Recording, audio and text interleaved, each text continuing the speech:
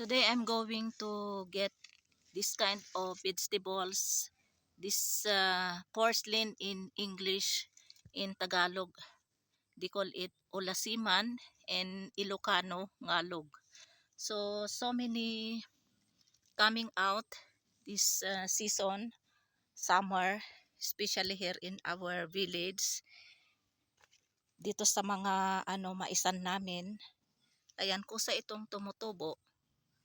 So I will get some, then I will cook this one. And so many benefits of this kind of vegetables, porcelain. So we can get, then you can get also roots. So I get all roots here.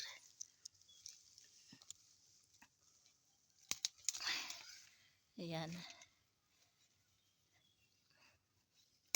Last maybe 6 or 7 years ago, I tried also to cook this kind of vegetables. It's so delicious and so many health benefits of this kind of vegetables. Ayan, ang dami dito sa maisan, sa puno ng mga maisan. So ito yung mga maisan namin, nag-start ng ng flowers and bearing now yung bunga niya. Ayan. So maybe 1 month or 2 months more pwede na itong kukunin, mag-harvest ng mais. So first I will get this one because I have to cook this one for our lunch. Yan. And they call it here in village, in creek, here in our place, Rawlakot. I think Dugula, they call it Dugula in Pari or Kashmiri in our village creek. So I'm going to cook this one, and this is tasty, and in Philippines so many this kind of vegetables. Yan oh. So ano na ko na lang mamaya. Tawag diyan. Lilinisin ko na lang ito mamaya. Yan oh.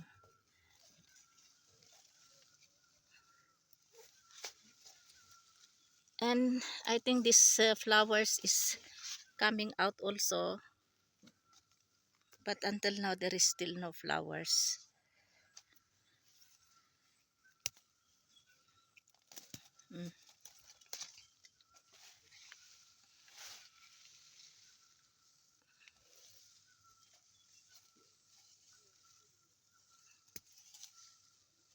Today is July 19 and today is Saturday. Time check Pakistan time is 10:30 a.m. So ayan ang dami oh. Ayan oh. Ayan dami. Ayan. Ayan dami.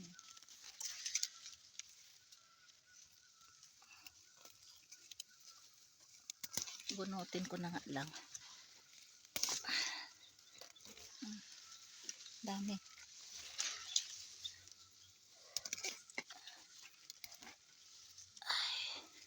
Linisin ko na lang ito mamaya pag lulutuin ko.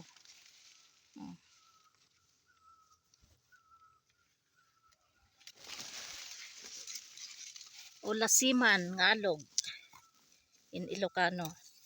I think there in Philippines this is also,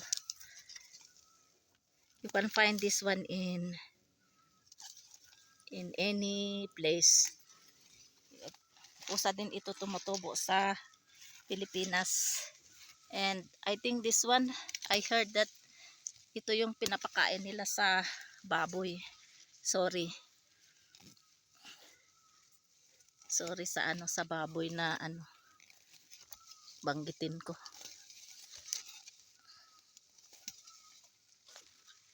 Yan na dami. Daming damo.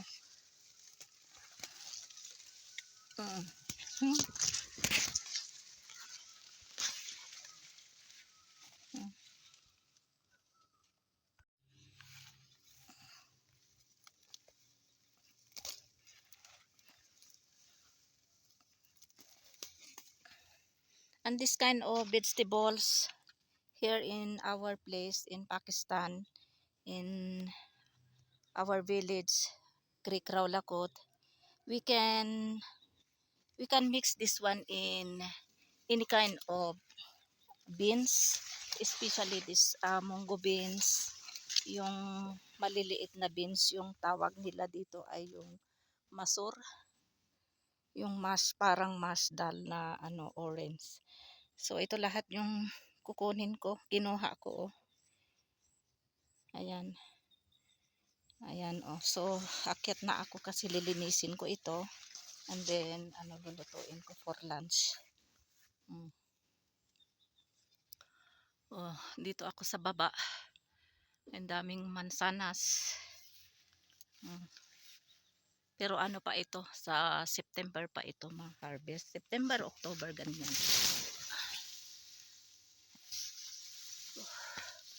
Ayan.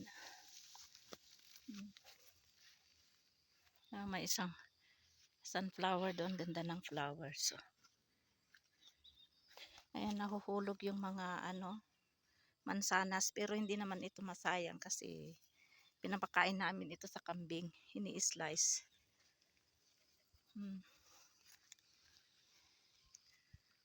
Ang taas ng ng puno ng kamatis. Maraming bunga. Maliliit. Ayan yung aking ampalaya. Kamatis. Ampalaya. Yun din ampalaya.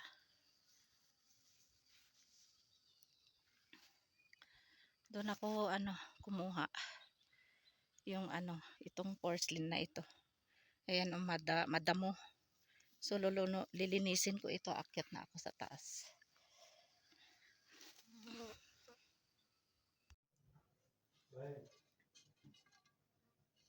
Ito na yung nilinis ko. So ito yung natira. Marami na ito kasi baka ayaw nila. Ayan, so ready to na ito cook. Hugasan ko ito ng 3 times. And then maggisa na ako ng bawang sibuyas. Ayan. Marami doon sa sa maisan. Ayan Ito yung roots niya. May nabasa ako, nag-upload nito na yung roots niya ay pwedeng yata gawing tea. Yung niya yung ito Pero dapat hugasan ito ng mabuti kasi maputik.